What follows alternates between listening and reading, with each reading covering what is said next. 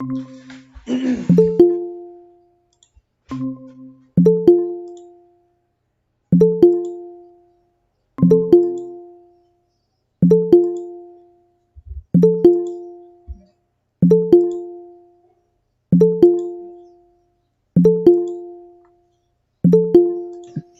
dia. Bom dia, tudo bem?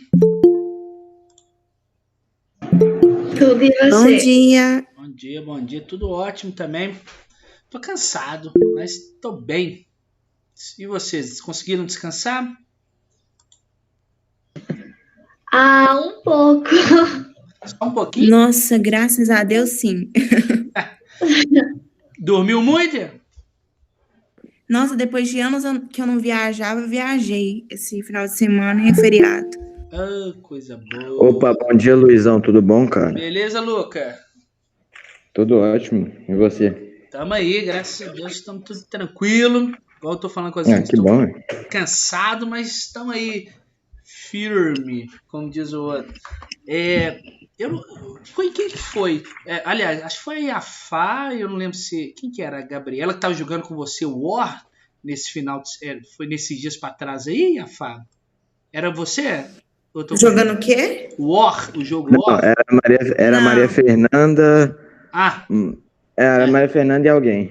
a Maria Não sei. Fernanda e outra pessoa. Jogo Ninguém me muito chama pra jogar esse jogo, não. Tô Seu quê? brincando.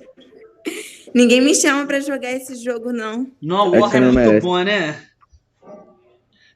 O jogo é da hora. E aí nesse final de semana até eu falei, eu preciso jogar também. Que eu vi no story de alguém. Aí o Luca tá me lembrando aqui de Maria Fernanda. Eu pensei que era Iafá. Mas a Maria Fernanda jogando. E eu falei, não, eu vou jogar. Aí eu fui no sítio, né? Na casa do meu tio. Aqui próximo em Mateus Leme. E aí eu tenho 2 War, né? Aqui. Aí eu levei isso pra indicar, foi muito bom. Só que não houve vencedores. Porque é um jogo muito demorado, né? Não sei se você sabe. Eu nunca joguei esse jogo. Não é muito Quando bom. eu ia jogar, o meu primo não tava com paciência, não quis me ensinar. Sacanagem. Não é tão fácil.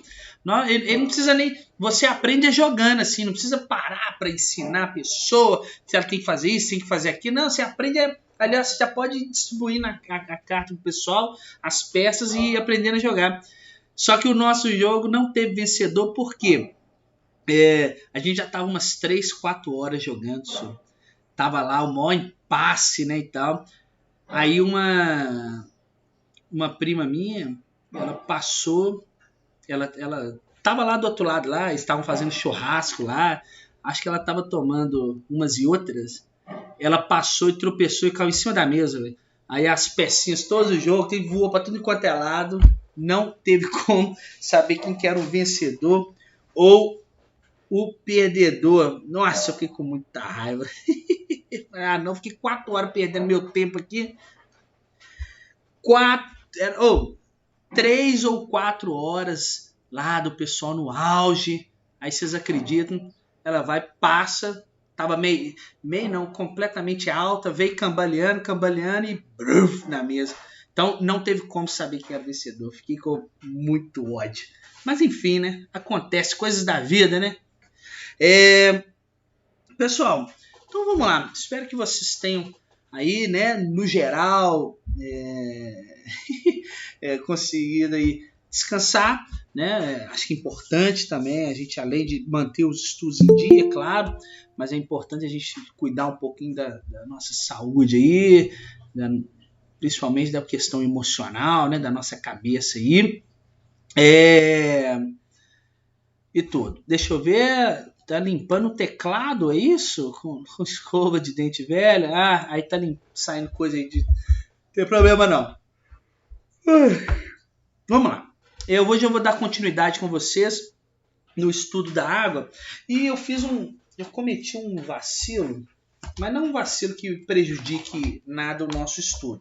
O que é? Nesse estudo da água aqui, a gente estava estudando rios, né? Vocês lembram? A gente estava estudando rios.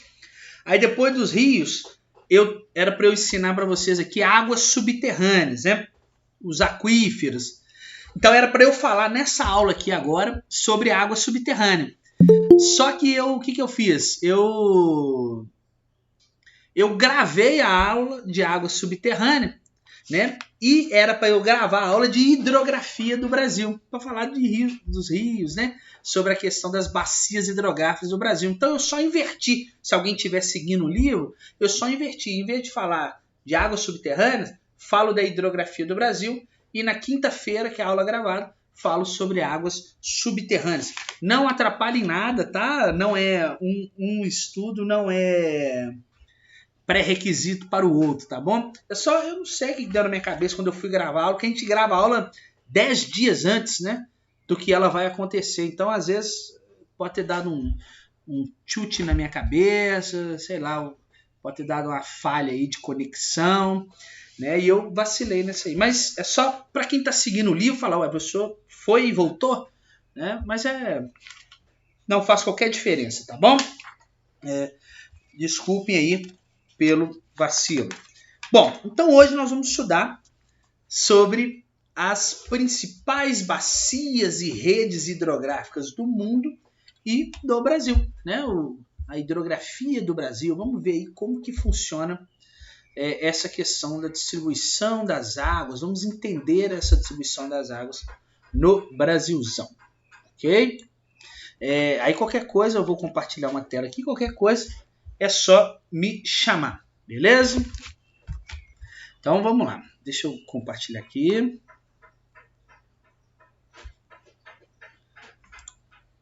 Tela inteira.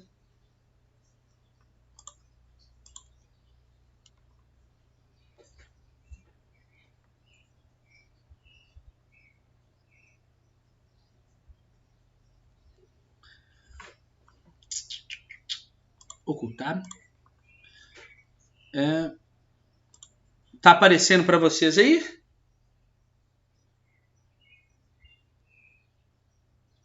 Tá aparecendo, pessoal? Sim. Beleza. Vamos embora.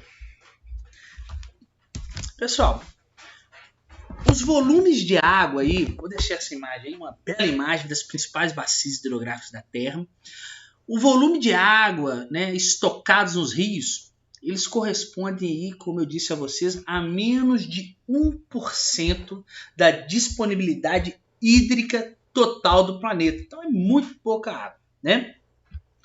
E esses rios são os mais acessíveis e utilizados para o atendimento das necessidades, né, sociais, necessidades econômicas da humanidade. Além, claro, dos rios, eles se mostraram extremamente, absolutamente vitais para os ecossistemas, não é verdade? Bom, e a pressão que hoje a gente faz nos rios, né, principalmente nas áreas urbanas, tá?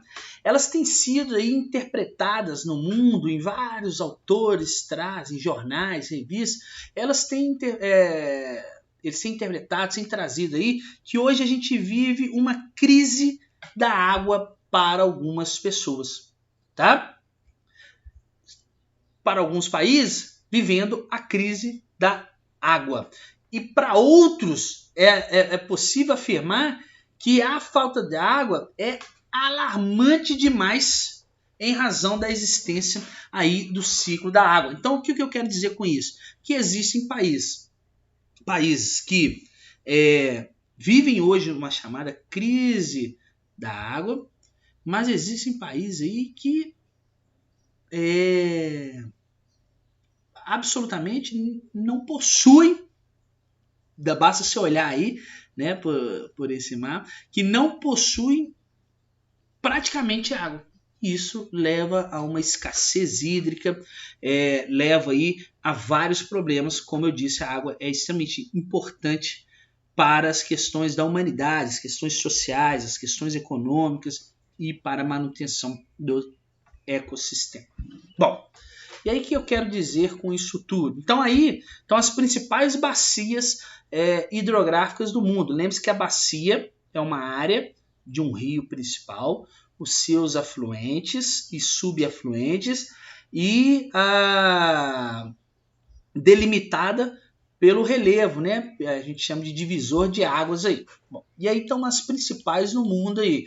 Perceba, o Brasil é um país agraciado, né? Com muitas bacias hidrográficas aí. Bom,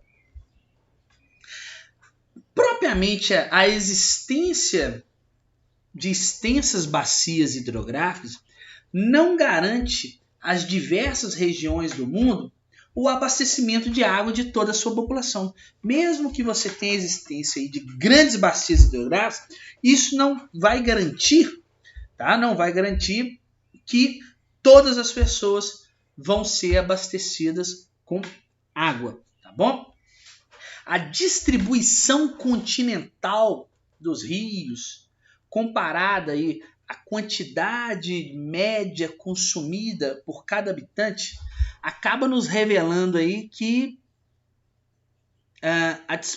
acaba revelando, vamos dizer assim, a disponibilidade hídrica real de cada lugar. Então, quando eu pego aqui uma bacia que tem um número X de rios aqui, a quantidade de pessoas que vivem nesse lugar e a quantidade de pessoas consumindo por dia um valor Y de água, isso que vai nos revelar, na verdade, qual que é a disponibilidade hídrica, ou seja, a disponibilidade de água voltada aí para a população daquele lugar.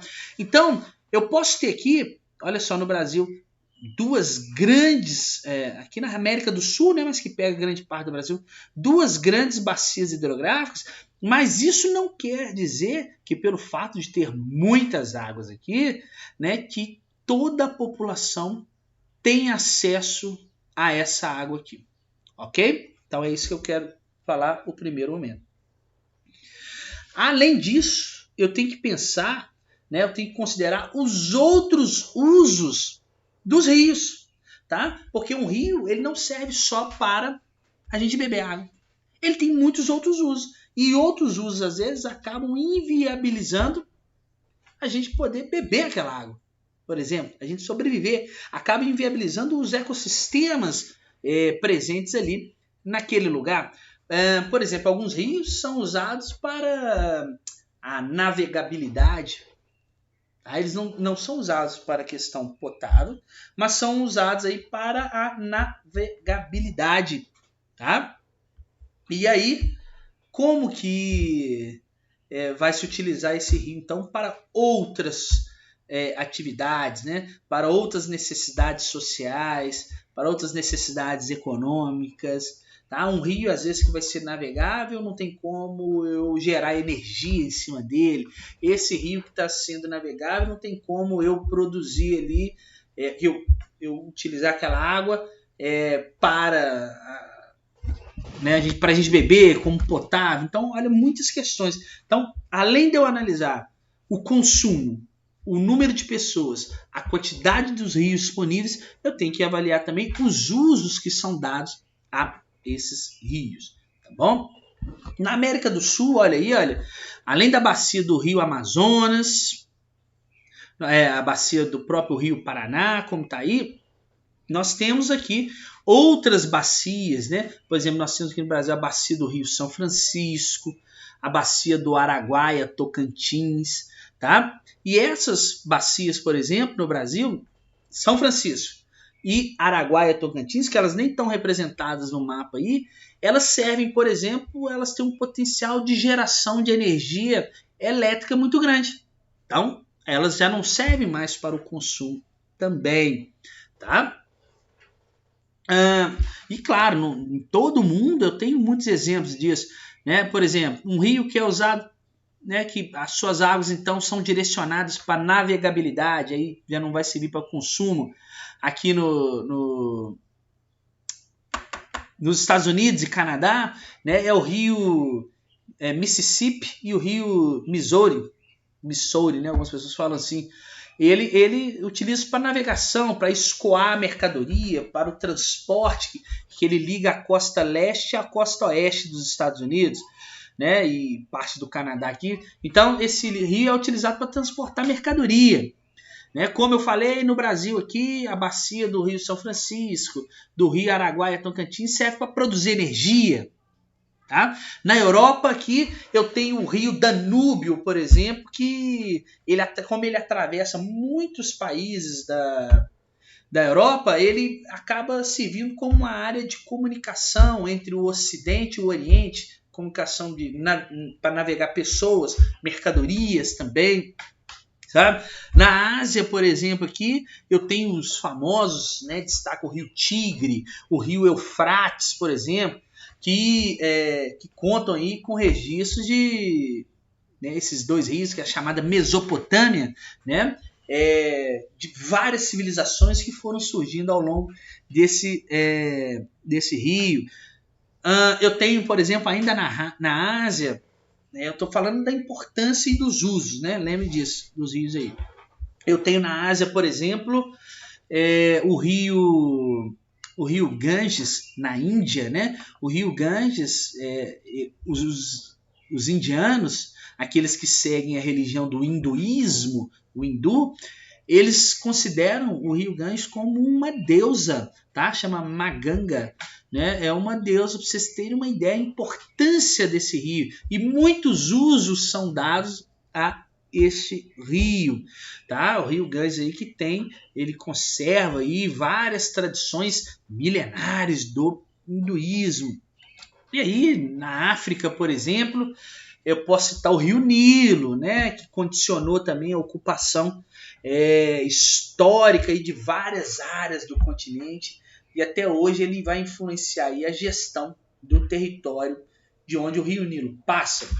Ok? Então, são muitos os usos, são muitas as importâncias das águas, né? Da água doce, aí, que corresponde a menos de 1% que são estocadas nos rios. Tá bom? Então, olha só. Olha esse gráfico aqui, por exemplo. A análise desse gráfico aqui, olha só, estão os continentes aqui, a disponibilidade de água doce e o consumo per capita, né, de 1.000 metros cúbicos por ano. Então, o consumo aí é a cada 1.000 metros cúbicos por ano. Né? Então, perceba a disponibilidade e o consumo. Vamos ver o que a gente pode ver aí. E olha só, a análise desse gráfico, né, a gente permite perceber a influência do tamanho da população na questão do consumo da água. Né? Olha só, um exemplo aqui é o continente asiático. Tá? É o continente asiático. Embora a Ásia seja, né, aí, se vocês pararem para pensar, a Ásia seja comparativamente a região com a maior descarga de água doce, né, maior potencialidade de água doce, seus habitantes, olha, dispõem das menores taxas de consumo. Tá? Enquanto isso, lá na Oceania, olha aqui, a Oceania, mesmo com os potenciais baixos aqui, ó, de disponibilidade da água, ela proporciona o quê? Uma maior disponibilidade per capita, maior disponibilidade de água por pessoa. Esse gráfico aqui é o seguinte, ó, eu tenho muita água que chega para pouquíssimas pessoas. Eu tenho pouca água que chega para muitas pessoas, que é distribuída para muitas pessoas. Dá para vocês entenderem esse gráfico assim? E aí, quando eu posso considerar, né, se eu considerar esse mapa aqui, por exemplo, a distribuição por país, por exemplo, quando eu vou considerar essa distribuição da água por país, os habitantes da América... Os habitantes aí da América do Sul são, né, somos nós no caso, nós somos relativamente os que têm a maior disponibilidade, se eu analisar friamente o gráfico, a maior disponibilidade de água doce. Né? Enquanto, por exemplo, os países da América do Norte são, em termos relativos, né, quando eu estou relativizando ele com outros, são os que apresentam a menor disponibilidade de água, né? Porque olha a quantidade da população e a quantidade. Né? Porque você não pode citar a Europa, porque a população vai ser bem menor aqui em relação à disponibilidade e o consumo. Então, a América do Sul, onde nós estamos aqui, é relativamente privilegiada nesse contexto. Tá? E na América do Sul, claro, o país com a maior disponibilidade hídrica do mundo é o Brasil.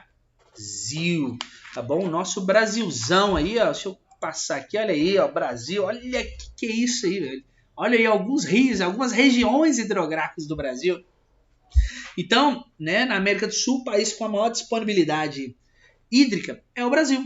Aproximadamente 12% de toda água doce superficial disponível no mundo está no nosso território. E o Brasil é incrível, né? O que atrapalha o Brasil são os brasileiros, né? Se você parar para pensar. Então, olha só, isso se explica, né? O fato do Brasil ter muitas águas aqui. Isso se explica, em certa medida, pelo fato do nosso país como um todo estar inserido em sua maior parte, né? Sua maior porção territorial na faixa tropical do planeta. A faixa tropical é uma área que chove bastante, então isso acaba condicionando um dos fatores que explicam a presença de grandes regiões hidrográficas no Brasil.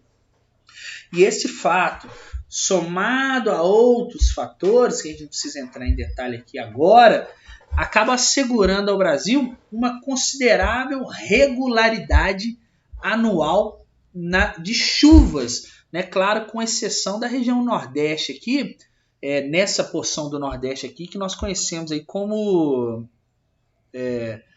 sertão, né? E uma pequena parte aqui do Centro-Oeste que não tem grande abastecimento aí de chuvas, tá, durante o ano, mas a presença de muitos rios garante ao Brasil a presença de muitas chuvas. Muitas chuvas vão garantir a presença de muitos rios. Olha que doideira, uma coisa está casada com a outra, tá bom? E aí a disponibilidade hídrica, pessoal, do Brasil aí, somada às características do nosso relevo, tá, garante ao país essa extensa rede hidrográfica, tá? Então o Brasil aí tem essa extensa rede hidrográfica. Beleza? Alguma dúvida até agora? Eu não estou vendo um bate-papo, vocês estão muito calados. O que está acontecendo hoje com vocês aí? Tá tranquilo? Cadê vocês?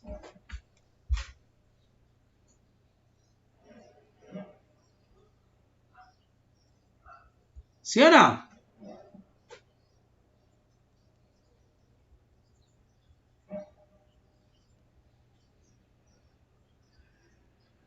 Por que vocês estão calados hoje?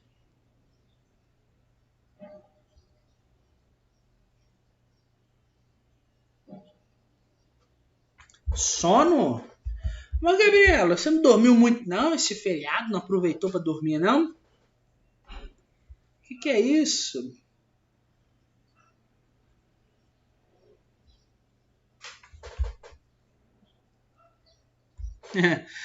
O detalhe é que quanto mais a gente dorme, com mais sono a gente fica, né? Essa é a verdade. Bom, deixa eu voltar para a apresentação aqui. Não é isso mesmo? Ah, o que está acontecendo? Eu passei. Vamos lá. Olha aí. Então, olha esse mapa aí. Ele dá uma boa ideia da quantidade, a quantidade de regiões hidrográficas que nós temos aí no Brasil. A maior região hidrográfica nossa é a Amazônica, né?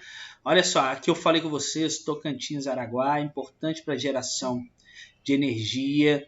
A São Francisco aqui, ó, que nasce em Minas, olha, Minas está aqui, né? Do São Francisco, Rio São Francisco, que é a bacia São Francisco, que é importante também para a geração de energia e, sobretudo, para levar água para o sertão, né?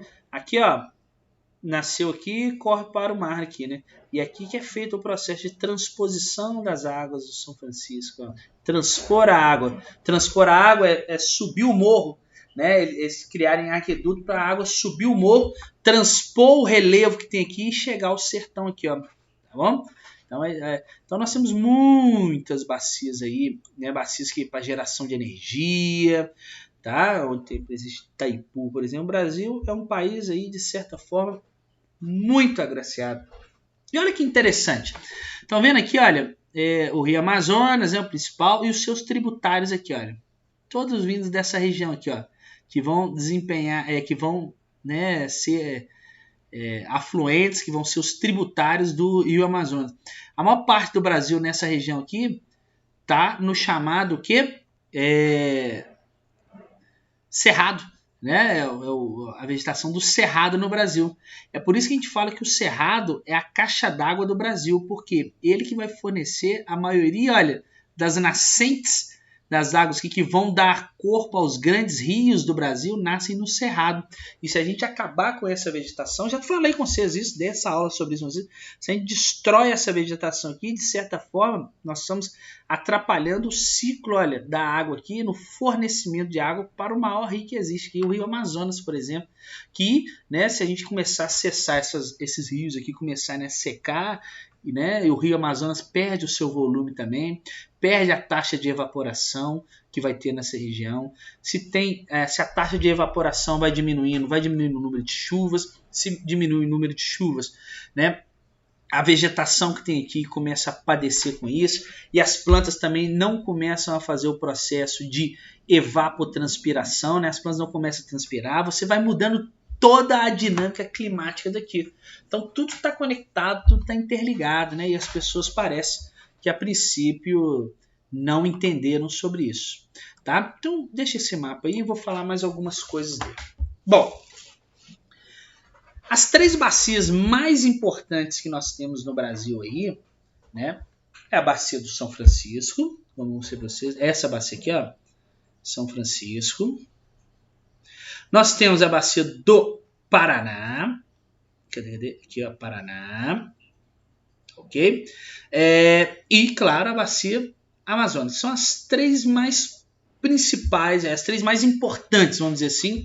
Né? Mas não quer dizer que as outras não tenham a sua importância. Mas essas as mais importantes aí para os nossos estudos, tá, pessoal? E aí a bacia amazônica, falando dela primeiro aqui, essa bacia amazônica, ela ocupa aí aproximadamente 45% do território brasileiro. E a bacia amazônica, no mapa aqui não tá, mas ela se estende por vários países vizinhos nossos aqui, tá? Pra vocês terem ideia da dimensão dessa bacia. Aqui tá o limitador, né, só das fronteiras brasileiras, mas ela se estende para Bolívia, Equador, Peru, tá? E os rios dessa bacia amazônica, né, eles são importante fonte de subsistência para grande parte, né, grande parcela da população que vive às margens de vários rios aí, tá? Que são chamadas comunidades ribeirinhas. Né? Essas comunidades ribeirinhas aí, elas vivem, né, o papel de subsistência delas está relacionado à ocupação desses rios, tá bom? Não esquecer disso.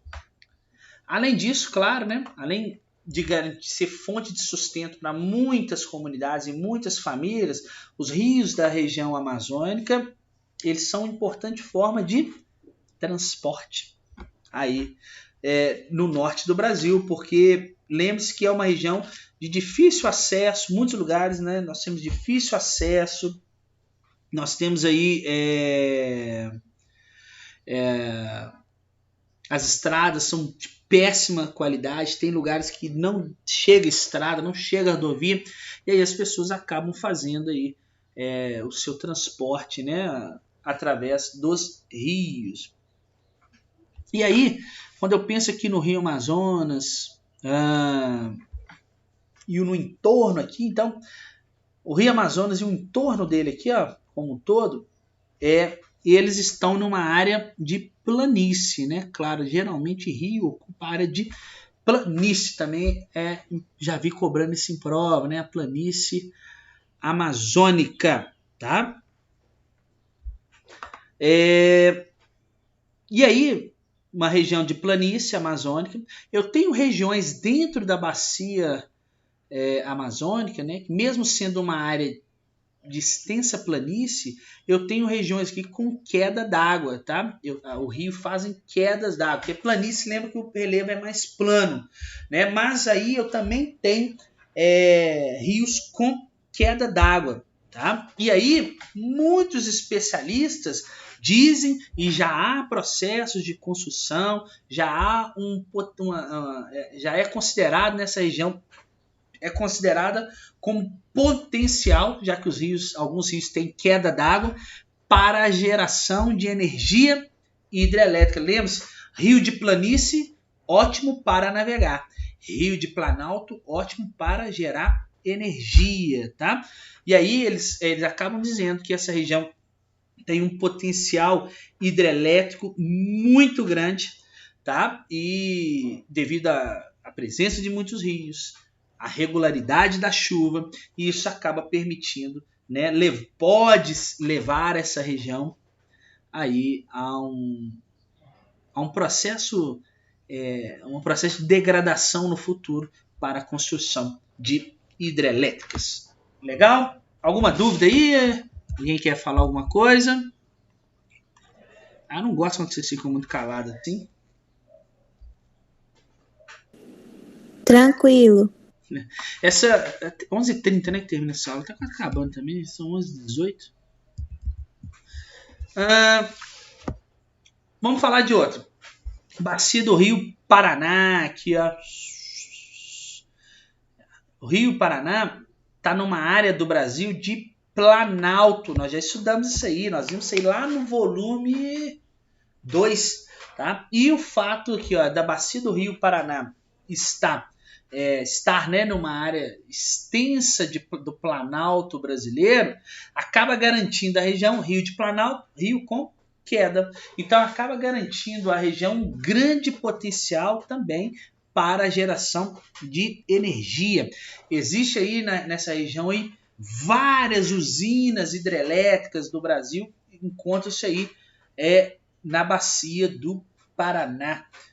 Bom, e essa Bacia do Paraná é muito importante para a geração de energia, porque essa energia é que vai abastecer aí o Sudeste e o Sul do Brasil, tá? A região Sudeste, São Paulo, Rio, Espírito Santo, Minas Gerais, e a região Sul, e aí principalmente, né, Paraná, Santa Catarina e uma parte do Rio Grande do Sul, que são as regiões aí, né, o Sudeste e o Sul, as regiões mais industrializadas e mais urbanizadas do Brasil.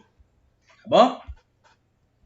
Bom, claro, se tá na área mais industrializada, se tá na área mais urbanizada, é a que abastece essa região a mais cheia e a mais importante economicamente, vamos dizer assim, do Brasil.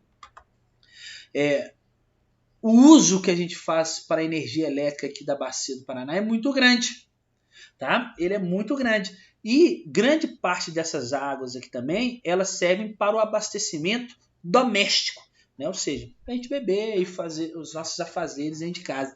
E isso faz com que essa bacia aqui do Rio Paraná, pessoal, seja uma das mais impactadas e pressionadas no Brasil, tá? Porque a gente usa ela demais. A região mais urbanizada, mais industrializada e mais populosa do Brasil. Então a gente consome muito dessa água e a gente consome muita energia elétrica. Então também isso traz um processo de degradação gigantesco para o Brasil. Legal? E aí, pessoal, eu posso citar para vocês também a bacia do Rio São Francisco. Tá aqui, ó, Velho Chico, como alguns chamam aí. O Rio São Francisco, ele nasce na Serra da Canastra, aqui em Minas Gerais, tá? E ele percorre pouco mais de 3.000 quilômetros até desaguar aqui no Oceano Atlântico, entre Alagoas e Maceió, tá? E aí ele corre 3.000 quilômetros mais ou menos e deságua lá. O Rio São Francisco é aquele típico famoso rio de Planalto. Ele apresenta muitas quedas d'água. Se ele tem muitas quedas d'água, né, ele também ele é utilizado demais para a geração de energia elétrica. Só que o Rio São Francisco ele é construído ao longo dele muitas pequenas centrais hidrelétricas, tá bom? Essas pequenas centrais hidrelétricas elas são hidrelétricas, claro, para gerar energia, mas menores, sabe? Aí eles vão instalando várias dessas pequenas centrais ao longo desse rio. E apesar disso tudo, de ser um rio de Planalto que é utilizado para geração de energia, ele também tem um potencial para o uso na irrigação muito grande, como eu falei com vocês, principalmente na irrigação aqui de áreas mais secas, né? Então utiliza-se muito dessas águas aqui. Quando não é para gerar energia, eles vão fazendo canais de irrigação aqui. Peraí, vou pegar o lápis aqui.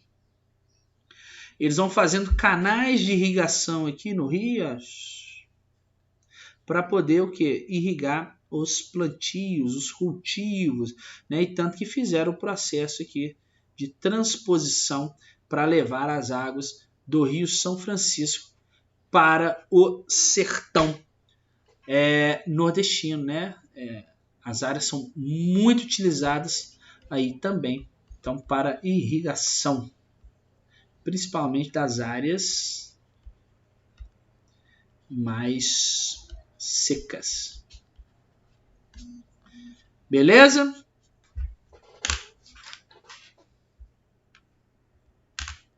Vamos lá. Deixa eu tirar essa tela aqui. Essa matéria, ela até que é bem fácil, né? Quando a gente trabalha assim com rios, assim, essas coisas não é muito difícil, não. Ela é bem tranquilinha mesmo. Assim. Bom, pelo menos eu acho, né? Ela é bem gostosa, assim, na verdade, de trabalhar. Daí, o que vai acontecer?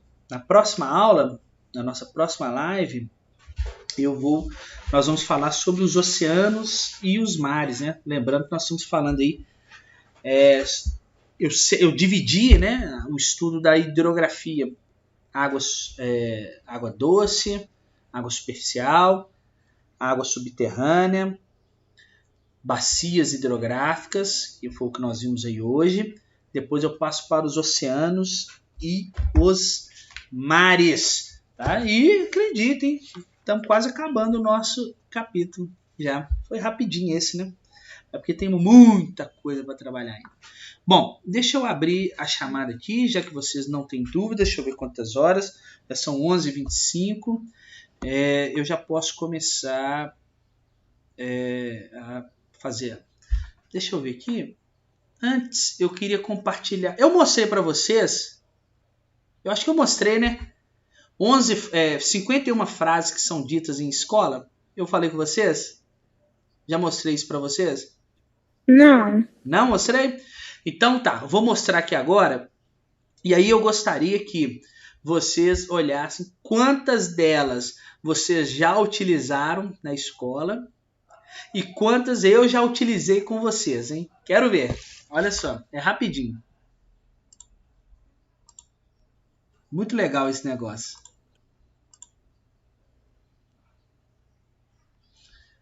Pera aí.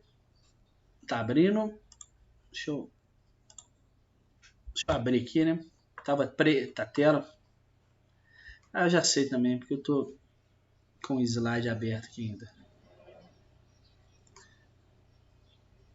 Pera aí que eu tô abrindo aqui para mostrar para vocês. Aí eu faço a chamada. Não é possível que não vai dar.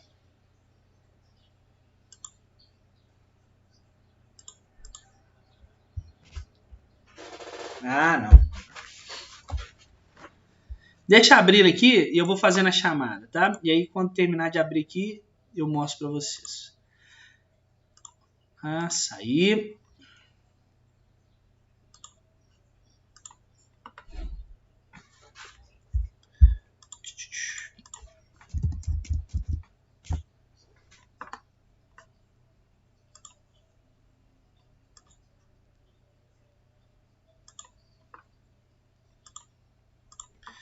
Pera que eu tô abrindo a chamada, viu, gente? O sistema tá um pouquinho lento hoje.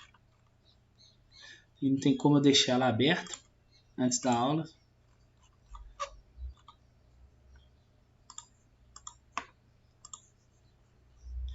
Puxa vida, viu? O trem tá me avacalhando. Até agora não tá entrando.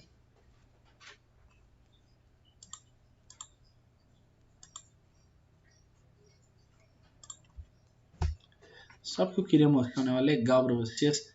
Bom, vamos lá. Aí, quem te responder só no chat aí, vocês, por favor, me avisem aqui, tá? Andresa, Presente. Eduardo, Gabriel Peterson, O Eduardo respondeu no chat, professor. obrigado. Gabriel Peterson. Não. Gabriel Reis, No chat também. Gabriel Santos, No chat. beleza. Gabriela, Luísa. Cadê a Gabriela? Tava aí agora. Gabriela Moran, Presente. Isadora,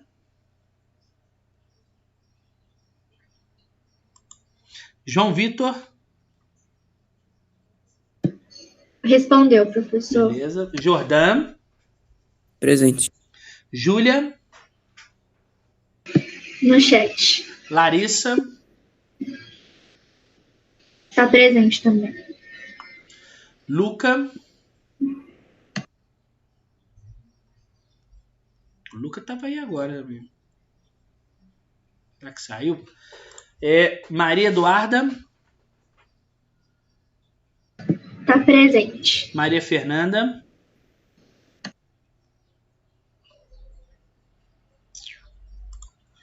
Maria Tereza, Presente. Natan, Tá presente. Nicole Afá Presente. e João Pedro Vargas. Ó, Professor, tô presente. Meu Deus, meu Quem? PC travou tudo aqui, Luca. Porque eu tava com outra coisa aberta, daí eu fui dar Alt Tab e aí bugou tudo. Não consegui. tá.